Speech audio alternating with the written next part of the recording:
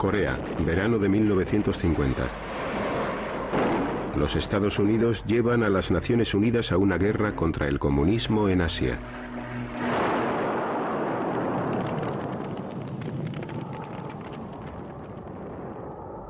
En invierno, los comunistas chinos atacan a las tropas de las Naciones Unidas y éstas se ven obligadas a realizar una retirada a gran escala. El camino fue muy similar al que tuvo que emprender Napoleón al retirarse de Rusia. Corrimos precipitadamente, de modo caótico, a la desbandada, tratando de llegar a Pusan, tratando de regresar a Japón. Fue muy desagradable. La Guerra Fría se había convertido en una guerra candente.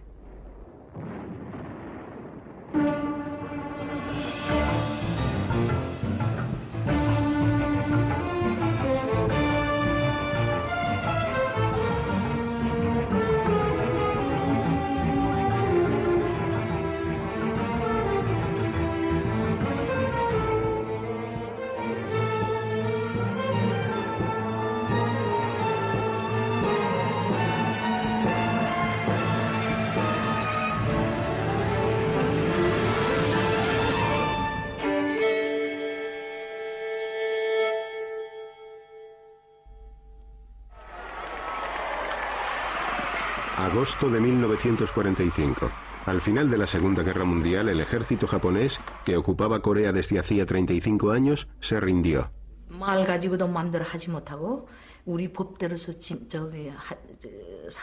Durante la ocupación japonesa, nos obligaron a adoptar el estilo de vida japonés, a hablar en japonés, a regirnos con las leyes japonesas.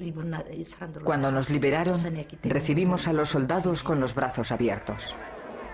Las tropas rusas y estadounidenses liberaron Corea y, al igual que habían hecho en Alemania, se reunieron para decidir su futuro. Las potencias de ocupación, Estados Unidos y la Unión Soviética, acordaron dividir Corea por el paralelo 38 como medida temporal.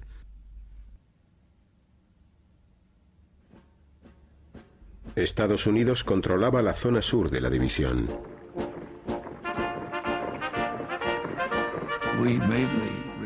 Entre el Departamento de Estado y el Pentágono construimos la República de Corea. Los generales estadounidenses nombraron jefe del gobierno a Syngman Rhee, un anticomunista de línea dura. De algún modo, su encanto resultaba decepcionante, porque también era un hombre muy duro, implacable y muy patriótico. Y no era ni mucho menos tan amable como parecía. Rhee fue nombrado primer presidente de la nueva República de Corea en 1948. Las tropas estadounidenses se retiraron. Al norte del paralelo 38 los rusos tenían el control. Establecieron un régimen comunista a través de una red de comités populares y prepararon a Kim Il-sung, que durante la guerra había permanecido en la Unión Soviética, para asumir el poder. Era un hombre joven y guapo, que siempre estaba sonriendo. A todos en Corea les gustaba y causó una buena impresión. Era el héroe nacional del pueblo coreano.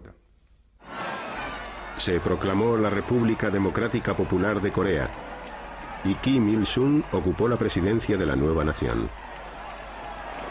Cuando las tropas soviéticas se retiraron, Kim empezó a soñar con unificar Corea bajo el comunismo.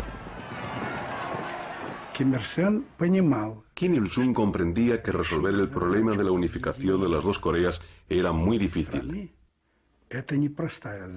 y que para llevar a cabo su proyecto necesitaría ayuda. Por supuesto, esperaba recibirla de la Unión Soviética. En marzo de 1949, Kim Il-sung se desplazó hasta Moscú. Su objetivo secreto era conseguir el permiso de Stalin para invadir Corea del Sur.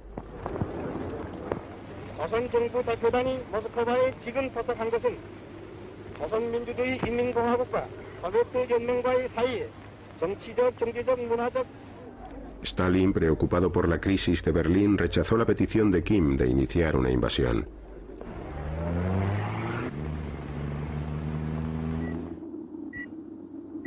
A finales de 1949 la situación internacional había cambiado.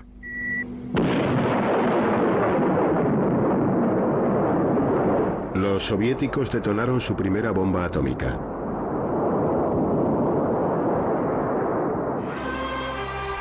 La revolución comunista en China al final había triunfado.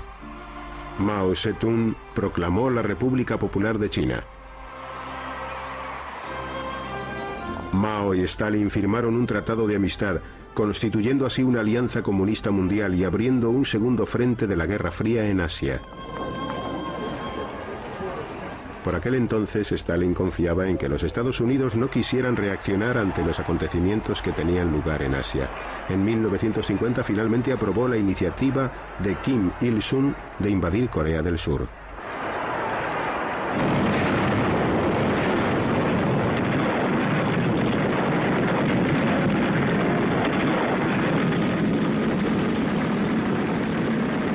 ...25 de junio de 1950... el ejército norcoreano lanza su ataque sorpresa contra el sur.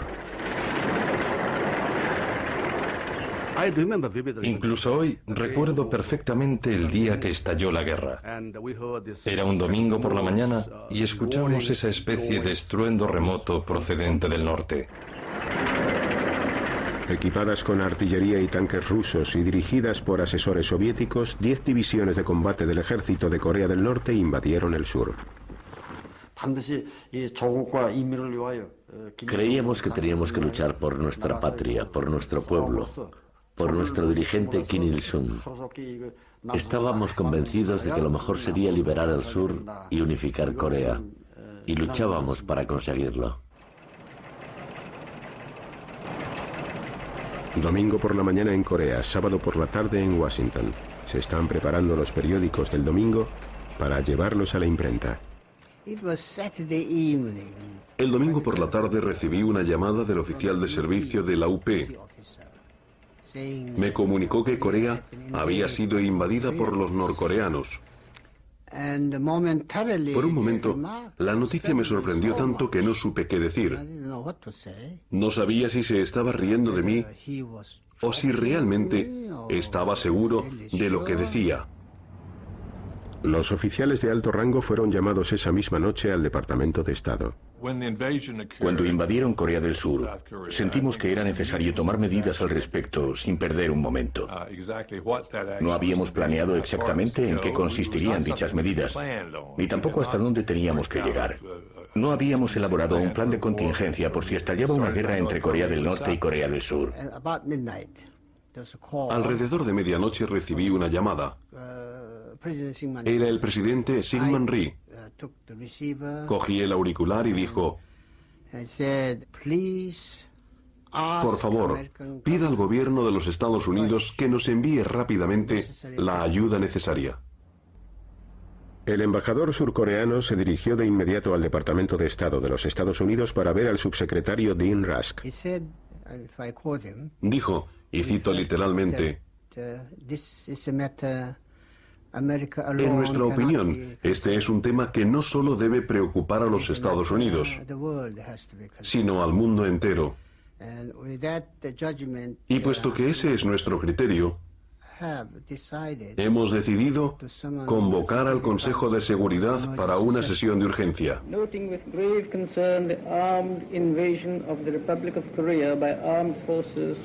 Al día siguiente el Consejo de Seguridad se reunió. Moscú estaba boicoteando a las Naciones Unidas porque se negaban a admitir en su organización a la China comunista. Los Estados Unidos aprovecharon la ocasión para condenar la agresión norcoreana.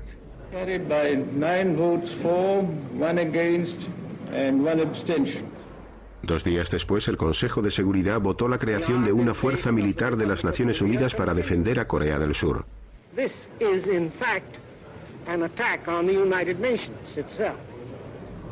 Soldados de 16 naciones se congregaron bajo la bandera de las Naciones Unidas para luchar contra los comunistas.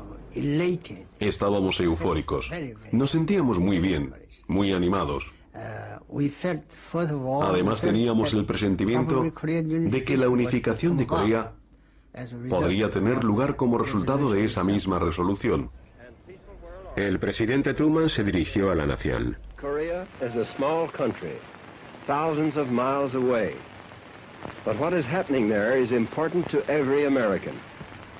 The fact that communist forces have invaded Korea is a warning that there may be similar acts of aggression in other parts of the world.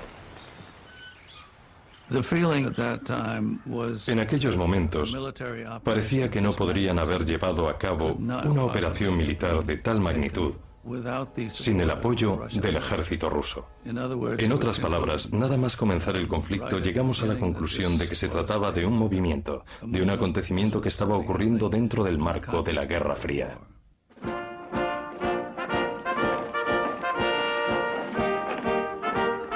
Los Estados Unidos se movilizaron para la guerra. Todas las reservas fueron llamadas a filas. En el momento en el que entramos en la guerra, y con nosotros las Naciones Unidas, era una guerra que todo el mundo conocía.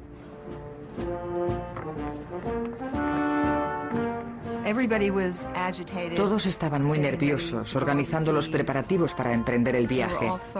Había una mezcla de sentimientos: inquietud, expectación.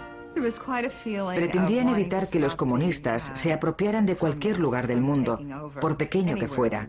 Querían poner freno al curso del comunismo. El general Douglas MacArthur, comandante supremo de los aliados en Tokio y legendario vencedor de la Guerra del Pacífico, fue elegido para liderar las fuerzas de las Naciones Unidas. En Japón era todo un ídolo. El ego de este hombre era tremendo y durante todos estos años lo habían alimentado muy bien. Creo sinceramente que llegado a este punto sentía que era infalible.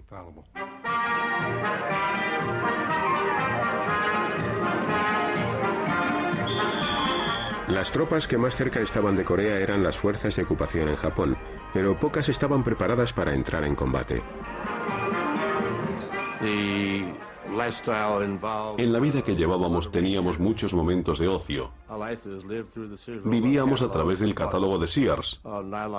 Comprábamos telas y todas esas cosas para las chicas nativas. Allí se vivía muy bien. El destacamento que los Estados Unidos enviaron a Corea no se imaginaba que permanecería allí tanto tiempo. En realidad, nos pidieron que lleváramos el equipo básico y que nos olvidáramos del resto porque como mucho estaríamos allí 6 semanas. Les demostraríamos nuestro poder en el campo de batalla. Esos asiáticos amarillos volverían al otro lado del paralelo 38 y nosotros podríamos regresar a casa. Pero no iba a resultar tan fácil. El ejército surcoreano de Ri se estaba batiendo en retirada. 2 divisiones tiraron sus armas y se unieron a los refugiados que huían del avance comunista.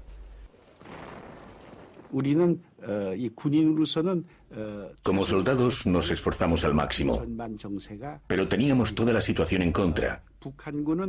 El ejército norcoreano consiguió sus objetivos iniciales y se hizo con la ciudad de Seúl en 3 días. Al apoderarse de la capital de Corea del Sur, Kim Il-sung obtuvo una gran victoria para el comunismo.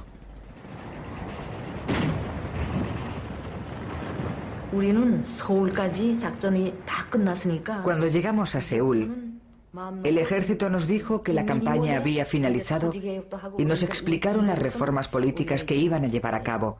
A partir de ese momento, unificar el país sería una tarea fácil. Pensamos que la guerra había terminado definitivamente.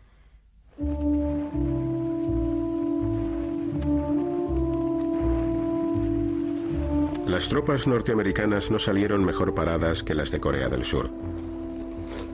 Como carecía de armas antitanque, la línea estadounidense se derrumbó.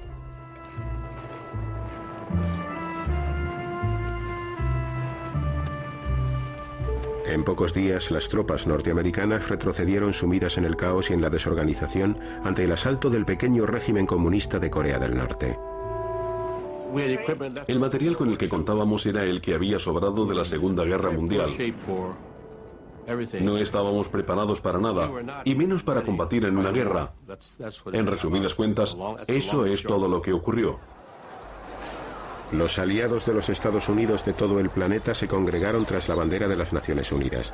El primer ministro británico les prometió su apoyo.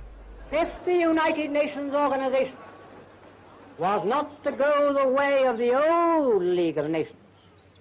It was absolutely and imperatively necessary that a halt should be called. Contingentes de 15 naciones comenzaron a llegar a Corea para unirse a los estadounidenses en el ejército de las Naciones Unidas. La apuesta del general MacArthur para cambiar el curso de la guerra era muy arriesgada. Los destacamentos de las Naciones Unidas se habían visto obligados a retroceder hasta un diminuto enclave situado en Pusan.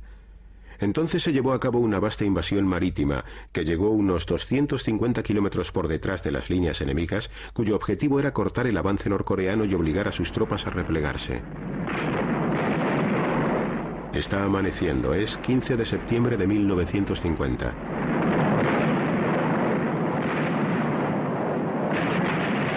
La mayor flota de invasión vista desde la Segunda Guerra Mundial bombardea el puerto de Incheon.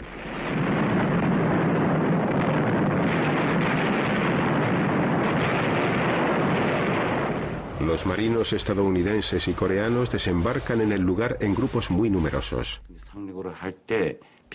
Cuando aterrizamos nos dirigimos a la playa a toda velocidad.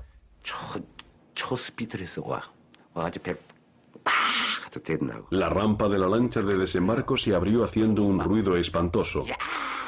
Y nos lanzamos al ataque con nuestras armas bajando la rampa entre gritos.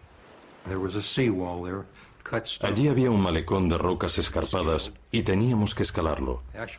Cuando desembarcamos, nos encontramos ante una situación terrible. Parte de la ciudad estaba en llamas. Llovía y la lluvia se mezclaba con el humo y el fuego del bombardeo.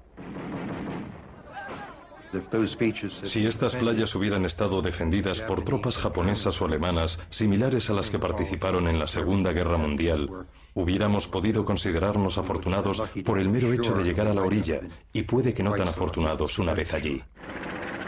En menos de 2 semanas, las tropas de las Naciones Unidas se vieron inmersas en una encarnizada lucha por volver a tomar el control de la capital de Corea del Sur, Seúl. 50 civiles resultaron muertos durante el fuego cruzado. Mi casa estaba situada en una colina y allí en la zona norte tenía lugar un fuego cruzado entre las tropas de las Naciones Unidas y el Ejército Popular de Corea del Norte. Al final mi padre nos dijo que sería mejor que nos dividiéramos. De este modo al menos un miembro de nuestra familia sobreviviría a esta guerra.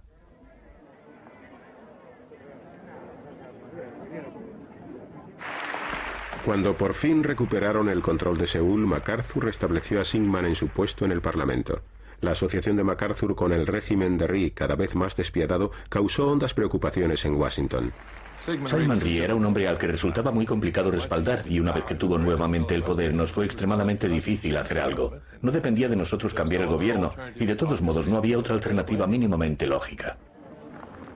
El ejército de Rhee, exultante, fue el primero en cruzar el paralelo 38 y en entrar en Corea del Norte. Cuando contraatacamos y rebasamos el paralelo 38, todos nosotros, soldados y personas del pueblo, creíamos que el camino para unificar la península de Corea estaba despejado. Las tropas de las Naciones Unidas también entraron en Corea del Norte. Ahora el propósito de MacArthur era iniciar una encarnizada persecución del invasor. Creí que habíamos ganado la guerra. Y no debería bromear sobre este punto, pero tengo que hacerlo. Realmente pensé que habíamos ganado la guerra, y creo que era el sentimiento generalizado. Por eso pusimos rumbo al norte con grandes esperanzas. El inmenso río Yalu constituye una frontera natural entre Corea del Norte y China. Al otro lado de esta barrera, los líderes chinos seguían la guerra con preocupación. Temían que el ejército estadounidense que se encontraba en Corea del Norte invadiera la China continental.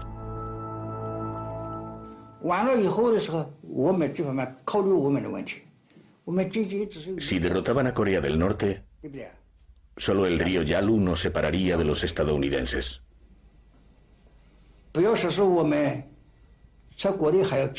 No podíamos correr el riesgo de que los aviones norteamericanos perturbaran la reconstrucción de nuestro país. A Beijing llegó un mensaje urgente que procedía de la arrasada Corea del Norte. Mao Zedong recibió una delegación del gobierno. ¿Qué podemos hacer?, le preguntaron. No podemos retirarnos. Nos atacan por aire, por mar y por tierra. Y queda muy poco del ejército coreano. Han muerto muchos hombres. ¿Qué podemos hacer ahora? Las opiniones de los dirigentes comunistas de Beijing estaban profundamente divididas en lo que a la intervención se refería. Mao recibió telegramas secretos de Stalin en los que se le instaba a entrar en la guerra para salvar a Corea del Norte. Mao parecía dispuesto a hacerlo, puesto que quería reafirmar el poder de China en Asia. Mientras tanto, el ejército de las Naciones Unidas y el de Corea del Sur seguían su camino hacia el norte.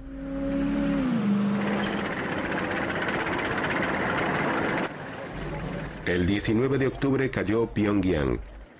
Era la única capital comunista que había caído durante la Guerra Fría. MacArthur ya casi había conseguido lo que quería. Estaba persiguiendo a un ejército derrotado. La carrera hacia el Yalu había comenzado. MacArthur se sorprendió cuando le mandaron llamar para que asistiera a una reunión con el presidente Truman en la isla de Wake, situada en mitad del Pacífico. MacArthur aseguró a su comandante en jefe que no existía posibilidad alguna de que China entrara en la guerra. En premio a su labor recibió otra medalla que él interpretó como una autorización para continuar avanzando hacia China. Cuando el presidente le pidió que se quedara a almorzar con él, MacArthur rehusó. Mientras Truman y MacArthur hablaban, Mao ordenaba al ejército chino, conocido como los Voluntarios del Pueblo, que entraran en Corea. 1,5 millones de chinos comenzaron a cruzar el río Yalu y esperaron a que las fuerzas de las Naciones Unidas se aproximaran a la orilla. Mientras las hordas de voluntarios cruzaban el Yalu, iban cantando esta canción.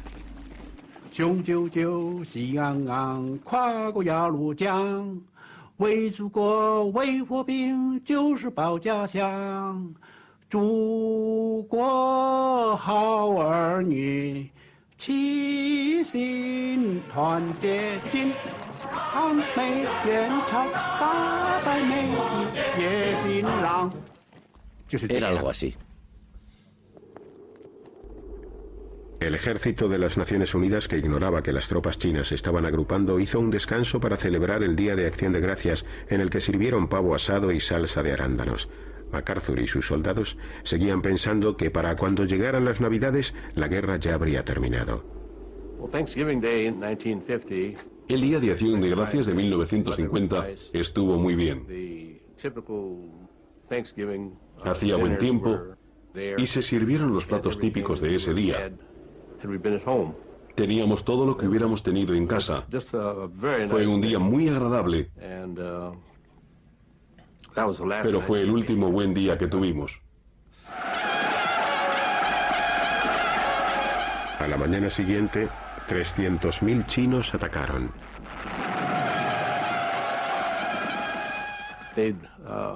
Soplaban esas cornetas y su sonido helaba la sangre en las venas de los soldados.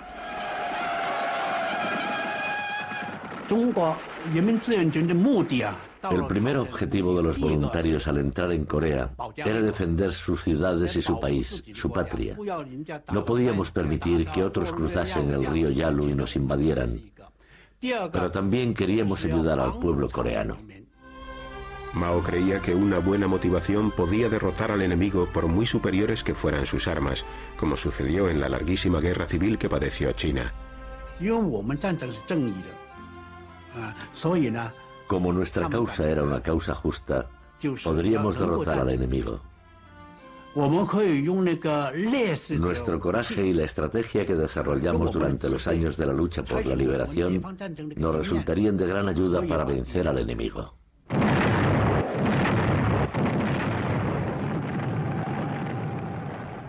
Cuando China entró en Corea, nuestra primera reacción fue pensar que estábamos ante una guerra, ante una situación totalmente nueva. Era una situación espeluznante y extremadamente preocupante. En el siguiente cambio de rumbo de esta guerra oscilante, los contingentes de las Naciones Unidas tuvieron que retroceder rápidamente, abandonando en su marcha vehículos y equipamiento.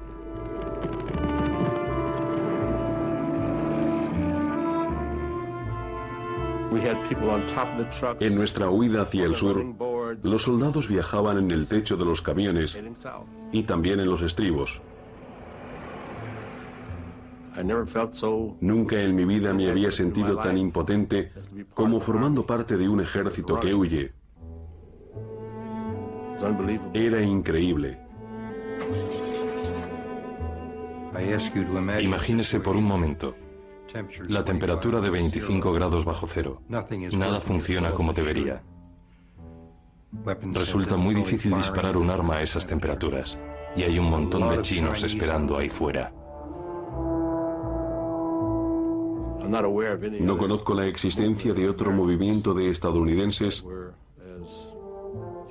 tan infructuoso como lo fue aquel camino, pero después de todo era un camino.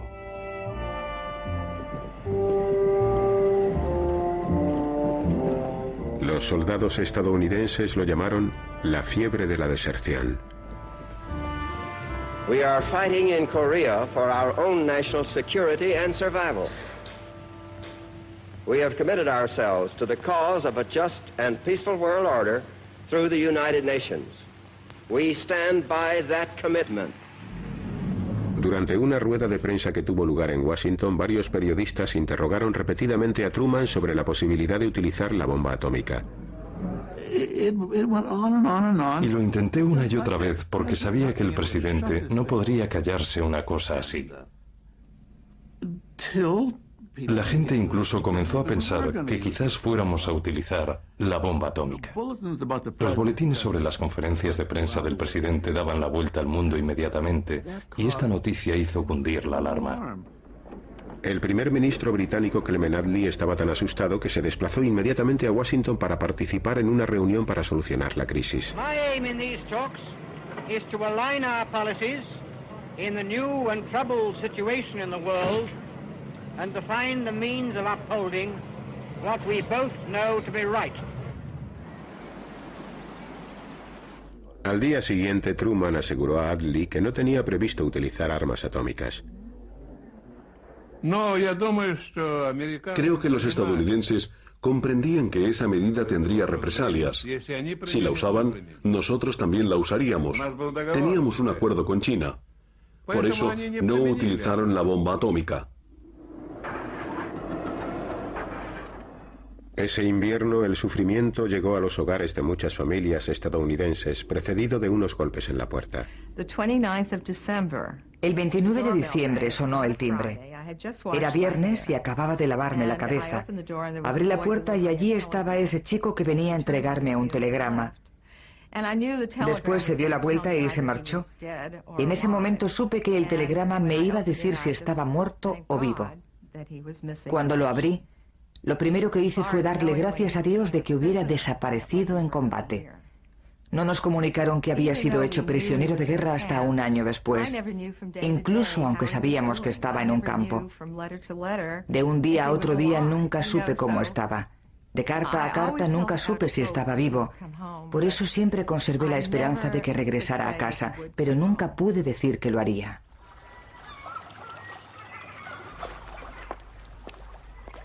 Los soldados de las Naciones Unidas que se batían en retirada pusieron en práctica una estrategia militar que consistía en arrasar todo lo que encontraban a su paso. Tras abandonar Hunman, los ingenieros estadounidenses volaron la zona del puerto. Los chinos, que avanzaban con rapidez, recuperaron la capital de Corea del Norte, Pyongyang. A principios del año 1951, Seúl volvió a caer en manos comunistas. MacArthur nombró al general Matthew Ridgway nuevo comandante de campo. Al final, las tropas de las Naciones Unidas comenzaron a frenar el avance chino. El derrotismo, la fiebre de la deserción y todos esos problemas que habían aquejado a la 8ª Legión del Ejército fueron erradicados. Desde el principio, los Estados Unidos disfrutaron de la supremacía aérea. Cuando sobrevolaba el Yalu en el F-86, estábamos utilizando tácticas que habían sido literalmente utilizadas durante la Primera y la Segunda Guerra Mundial, excepto que ahora pilotábamos aviones mucho más rápidos. Cuando los cazas rusos MiG-15, guiados por pilotos rusos bien entrenados, llegaron a la zona de guerra, plantearon un desafío a la supremacía norteamericana.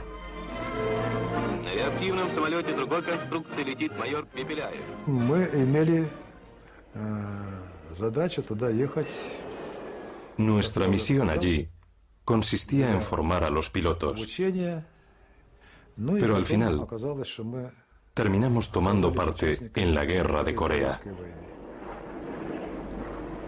Con la presencia de sus pilotos en Corea, la Unión Soviética corría el riesgo de entrar en conflicto directo con los Estados Unidos.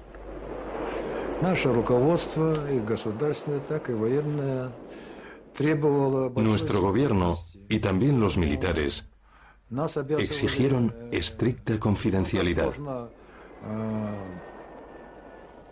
No podíamos dejar que el enemigo se enterara de que estaban luchando contra los rusos.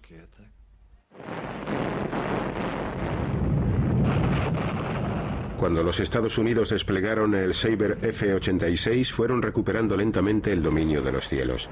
Esto permitió a la flota aérea estadounidense mantener una ofensiva constante sobre los blancos terrestres. Para los ataques terrestres utilizábamos los F-9F, los Panthers. En ese tipo de aviones se podía transportar una gran carga explosiva y también 1000 kilos en bombas aproximadamente. En algunos vuelos también cargaban con tanques de unos 300 litros de capacidad llenos de napalm que llevaban en el tapón una granada de fósforo blanco, de manera que al impactar sobre la tierra se produciría una llama que prendería el napalm. De cuando en cuando utilizábamos estos métodos en los ataques terrestres.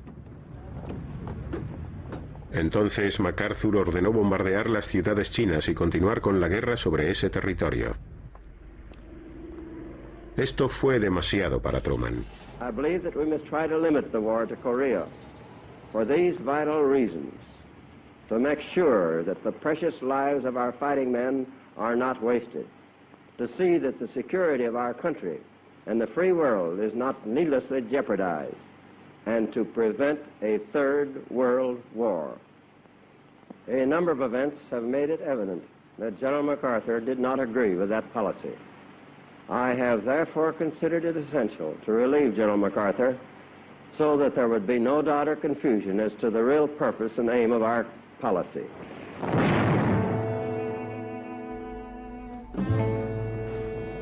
En el verano de 1951, las dos partes combatieron hasta llegar a un punto muerto en las colinas de Corea, casi en el mismo lugar donde se había iniciado la lucha un año antes. Cada mes había que lamentar unas 2.500 bajas en las filas de las Naciones Unidas.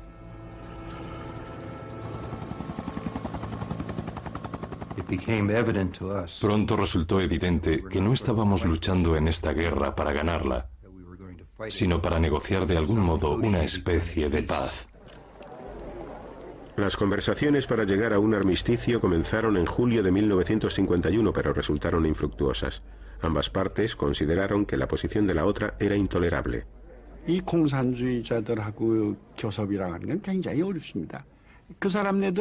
Negociar con los comunistas era muy difícil. Para ellos las negociaciones eran otro campo de batalla, una táctica para ganar tiempo. Entre los principales escollos que se encontraron en las conversaciones para alcanzar la tregua estaba el destino de los prisioneros de guerra. Tanto Corea del Norte como Corea del Sur maltrataban a sus prisioneros. 1 de cada 3 prisioneros de guerra estadounidense capturado por los norcoreanos no sobrevivía al primer invierno. Muchos morían enfermos de disentería por causa de las diarreas, de las graves palizas o debido a la malnutrición. Algunos de ellos no eran más que rezagados. Si se quedaban atrás les golpeaban con las culatas de sus rifles hasta que morían o acababan con ellos a golpes de bayoneta. Si no te mantenías en pie morías, así de simple.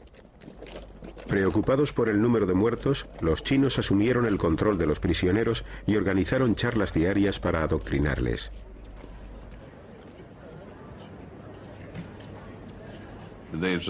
Les decían, os diremos por qué habéis venido a Corea, por qué ahora os encontráis a miles de kilómetros de vuestros hogares. Habéis derramado vuestra sangre por los belicistas especuladores de Wall Street. ¿Por qué habéis venido aquí a perder vuestras jóvenes? Se estarán acostando con vuestras esposas e hijas. ¿Acaso creéis que eso es justo? Y así seguían durante días enteros, durante horas enteras, continuamente. Pero en la patria de los combatientes a muy pocos les interesaba la guerra de Corea. En la Segunda Guerra Mundial todos estaban pendientes del curso que tomaban los acontecimientos, pero la guerra de Corea no le interesaba a nadie. Los periódicos escribieron muy poco sobre ella. Para saber lo que había pasado el día anterior en Corea, había que comprar el New York Times, porque en la página 2, todos los días, había una pequeña columna sobre este conflicto. En el resto de los periódicos generalmente no escribían acerca de ese tema, y solo aparecía en titulares cuando tenía lugar alguna escaramuza o cuando se perdía alguna colina. A la gente no le interesaba en absoluto. No ocurrió lo mismo con la guerra de Vietnam. Entonces, desayunabas, comías y cenabas pegado a la televisión para ver las últimas batallas. En Japón, la guerra de Corea impulsó la economía y generó 3.500 millones de dólares en inversiones. Japón, el antiguo enemigo, se convirtió en un bastión del capitalismo en su lucha contra el comunismo en Asia.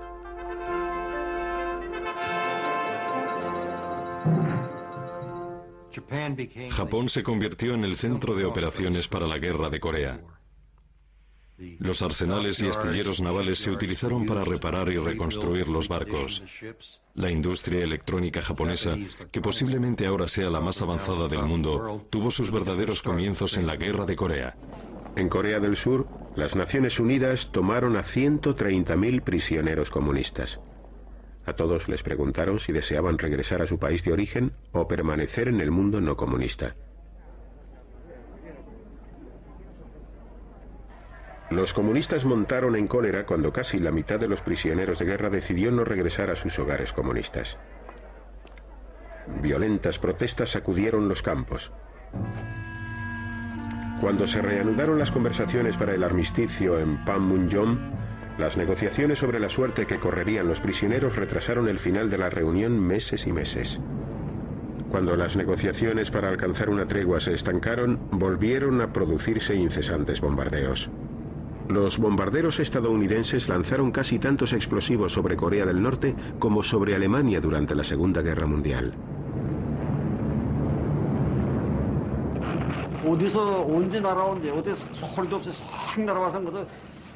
Los bombarderos llegaron sin avisar y murió mucha gente durante el ataque. Había personas muertas por todas partes. Apenas si quedaba una sola casa en pie. Bombardearon las grandes ciudades, los pueblos y las zonas rurales sin hacer distinciones. Lo vi todo con mis propios ojos.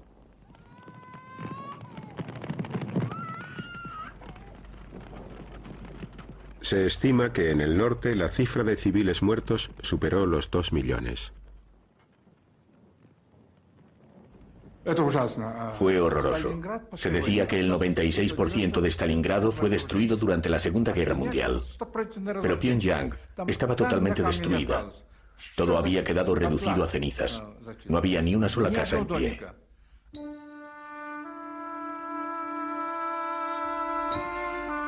Durante la guerra, ambas partes cometieron horribles atrocidades. Los norcoreanos asesinaron a sus compatriotas del sur, a los que acusaban de simpatizar con el enemigo. Los partidarios de Ri masacraron a los sospechosos de ser comunistas. Los civiles inocentes solían ser las víctimas de esta violencia aparentemente interminable.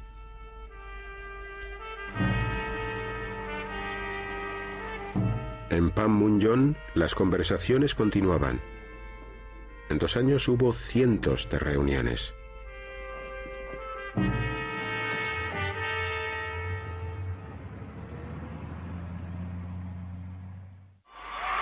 ...1952, año electoral en Estados Unidos.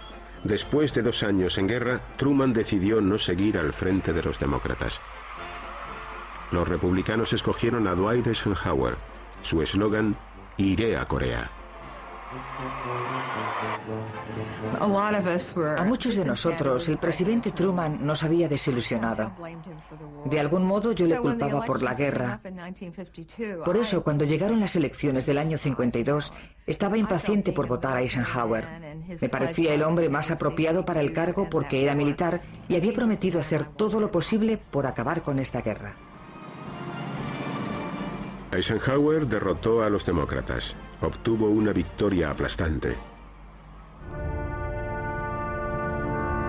En el este también se habían producido algunos cambios. En marzo de 1953 el mundo comunista lloraba la muerte de Stalin. Stalin había mantenido la guerra en marcha. Sus sucesores querían que acabara.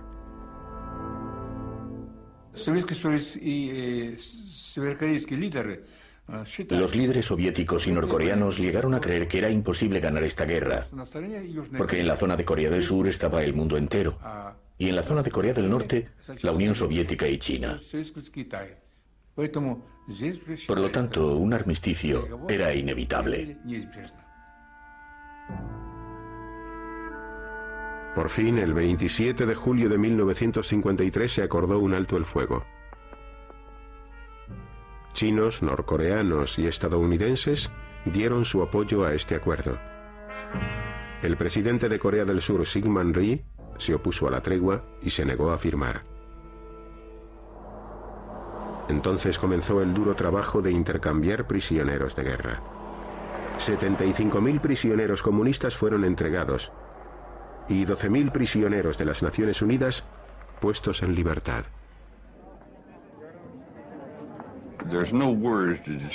No tengo palabras para describir la euforia que sentí cuando mis amigos y yo cruzamos la línea. Fue como si me quitaran un gran peso de encima. Era como si durante los últimos 2 años hubiera estado soportando sobre mis hombros toneladas y toneladas y de repente podía respirar de nuevo. Me sentía más ligero y era libre. La libertad.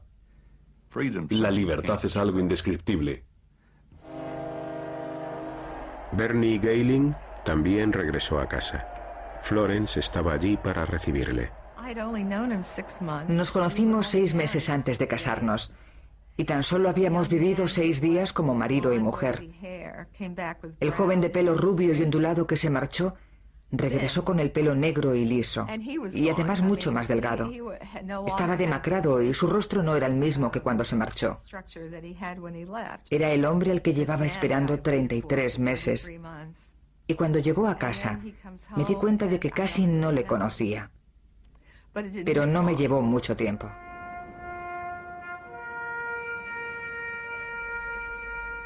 $54.000 estadounidenses no regresaron a sus hogares. La guerra se cobró las vidas de 3.000 hombres pertenecientes a los ejércitos de otras 15 naciones. En China, Mao consideró que se trataba de una gran victoria y los voluntarios regresaron a sus hogares como héroes. Se estima que 500.000 de soldados chinos murieron durante la guerra.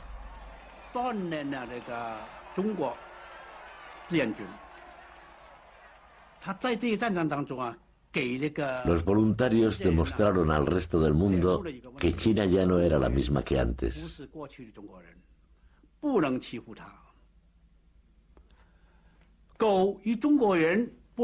China ya no aceptaba las bravuconerías.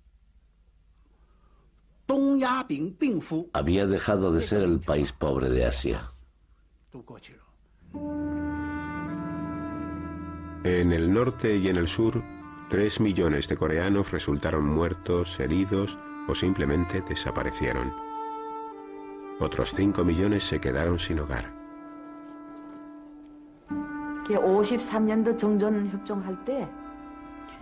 Cuando se negoció la tregua en 1953, el pueblo coreano vislumbró la oportunidad de respirar tranquilo. Pero en la guerra, realmente nadie había salido vencedor. Murieron demasiadas personas y se destruyó una parte muy grande del país. No habían ganado, pero los países occidentales habían conseguido que la línea fronteriza siguiera en pie. El comunismo había sido contenido en Corea. En líneas generales, fue una derrota para el socialismo. No fuimos capaces de imponer el sistema socialista en Corea del Sur, de modo que fracasamos. 40 años después, al final de la Guerra Fría, la frontera entre las dos Coreas seguía estando en el mismo punto.